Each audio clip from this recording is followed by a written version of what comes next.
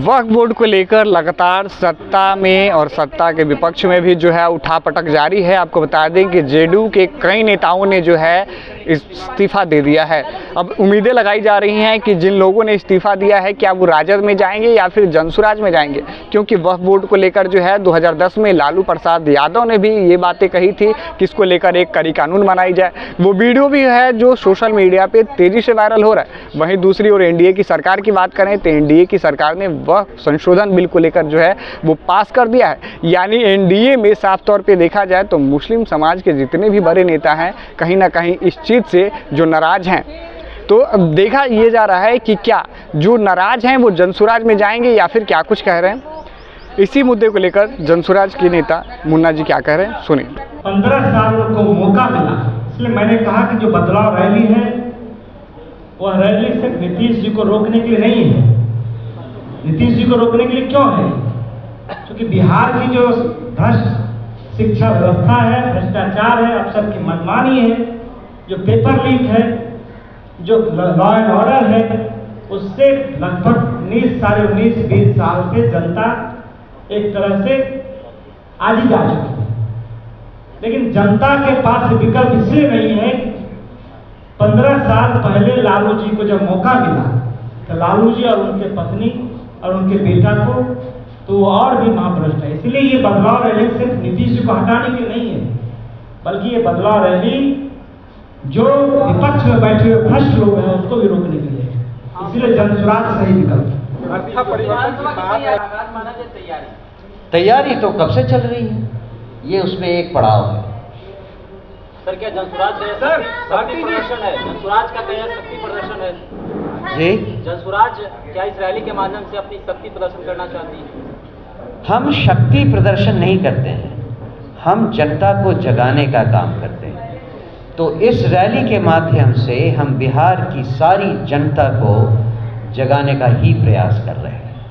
जी, JDU से कई सारे मुसलमान नेताओं ने इस्तीफा दे दिया है। क्या इसका सीधा जो फायदा है वो जनसुराज को मिलेगा? क्या मुसलमान अब जनसुराज का रुख करेंगे?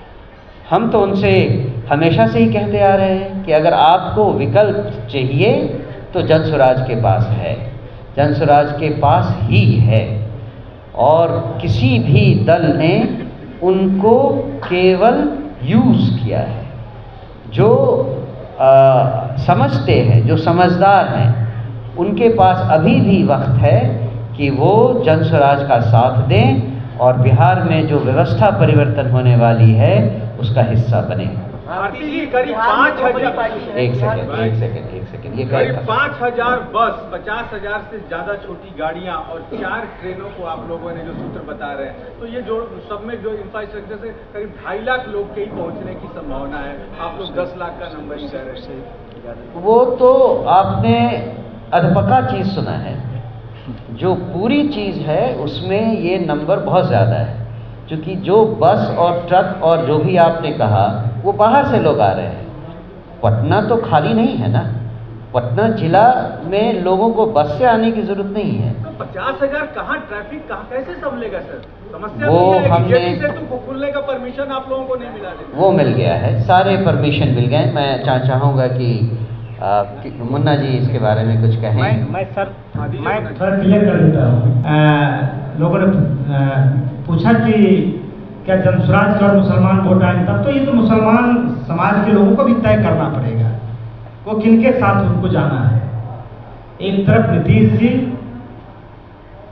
मुसलमान और पसंदीदा वोट के साथ सत्ता में बने रहे, दूसरे तरफ जो 70 साल से कांग्रेस शासन में रही वो मुसलमान को सिर्फ नारा देते रहा, तीसरे तरफ जो बिहार में सबसे मजबूत पार्टी है, जो मुसलमानों का सबसे बड़ा मसीहा अपने को मानता है, राष्ट्रीय जनता दल और लालू जी, उसने सिर्फ मुसलमान को बंधुआ मजदूर बना के रखा, हिस्सेदारी कुछ नहीं दी, सिर्फ उसका वोट लेते रहा।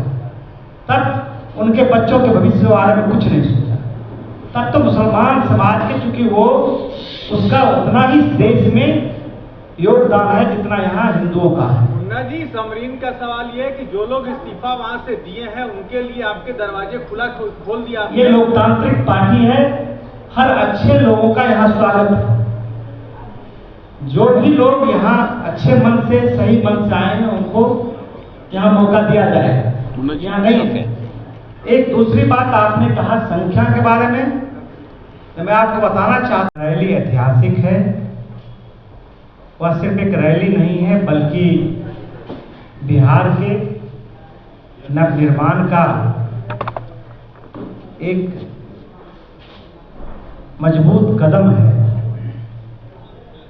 और जो बिहार की हालत है आज,